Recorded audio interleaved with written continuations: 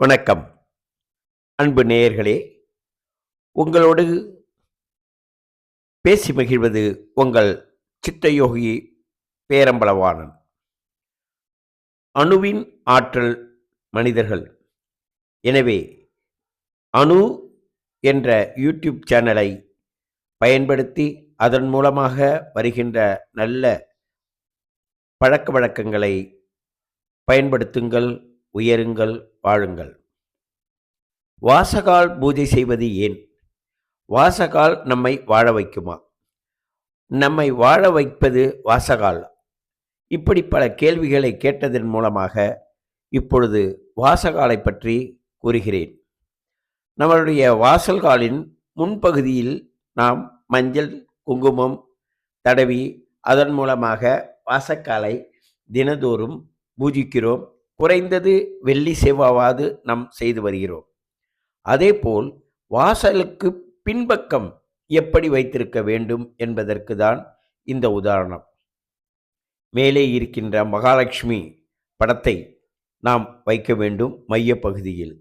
அதற்கு கீழ் ஓம் சரகண பவ, ஓம் மகாலட்சுமியே நமோ நமக, இப்படிப்பட்ட வாசகங்களை எழுதி வைக்க வேண்டும்.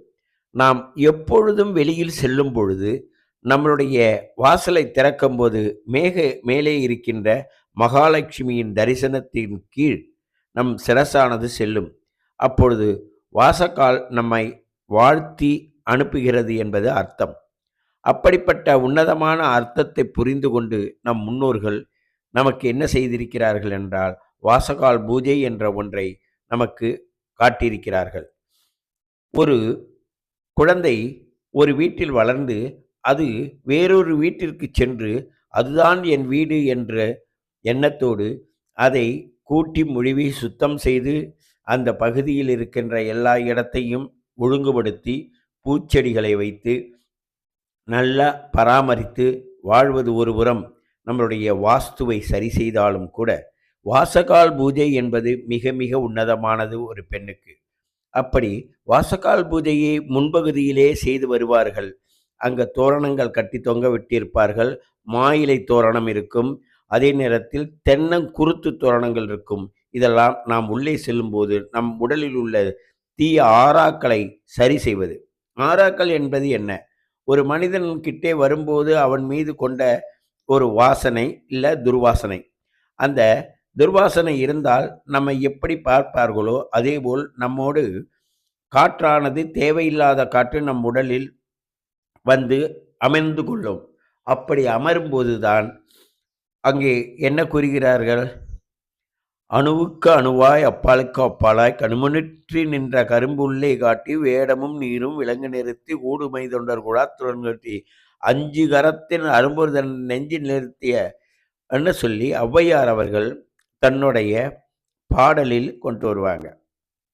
அந்த அணு அணு என்பதுதான் நம்மளுடைய உயிரின் அணு, மையப்புள்ளி, உயிர் உருவான இடம். அந்த அணு சேனல் இப்பொழுது உங்கள் முன் வந்திருக்கிறது. அதை சப்ஸ்கிரைப் செய்து நீங்கள் மேலும் மேலும் இதை ஊக்கி வையுங்கள். இந்த அணு சேனல் மூலமாக முதலில் அணுவாக எடுப்பது உங்களுடைய வாசகால். வாசகாலை பற்றி நிறைய பேர் சொல்லியிருப்பாங்க. ஆனால் வாசகாலுக்கு பின்புறம் எப்படி இருக்கும் என்பதை நீங்கள் உணர வேண்டும் என்பதற்காகவும் உள்ளே வரும்போது ஆராசி சுத்தம் செய்கின்ற தோரணங்களும் மாயிலையும் உங்களை உள்ளே அழைத்து வரும். அது ஒரு தர்ப்ப புல்லில் ஒரு கயிறு மாதிரி கட்டியிருப்பாங்க. அதுவும் ஆறாவை சுத்தம் செய்யும். நம் உடலில் உள்ள துர்சக்திகளை வெளியேற்றிவிட்டு வீட்டிற்குள் செல்லும் பொழுது நல்ல ஆராஸ் உடையவனாக உள்ளே அனுப்பும்.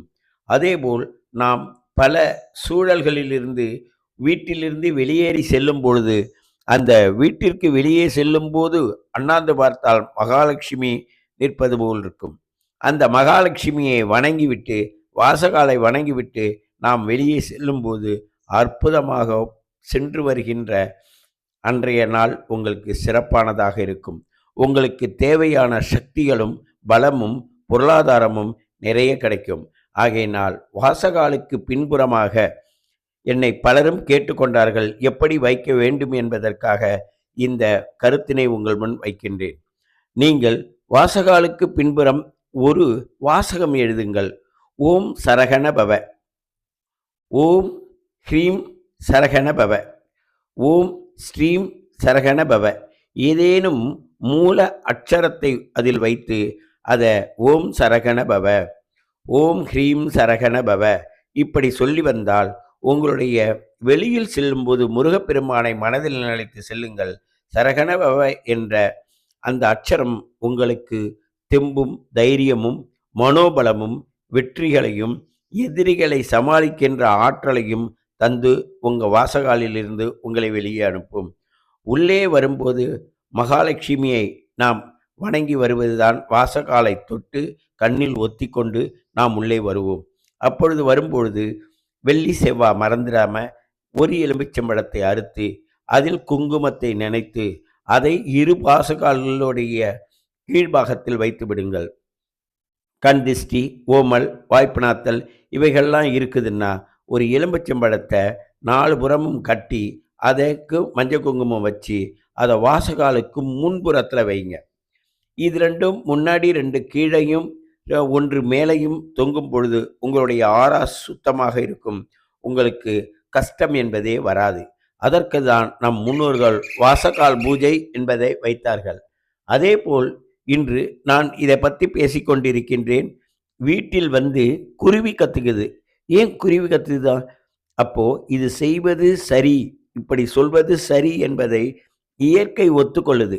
எங்கேயோ சென்று கொண்டிருக்கின்ற குருவியானது நான் சொல்லும்போது அந்த வாசகத்திற்கு ஆமாம் செவிட்டு கொண்டு செல்கிறது. அப்படிதான் நீங்களும் இதை பொறுமையோடு கேட்டு திறமையோடு உங்கள் வாழ்க்கையை வாழ வேண்டும் என்பதை கேட்டுக்கொண்டு உங்களை அணு யூடியூப் சேனல் அன்புடன்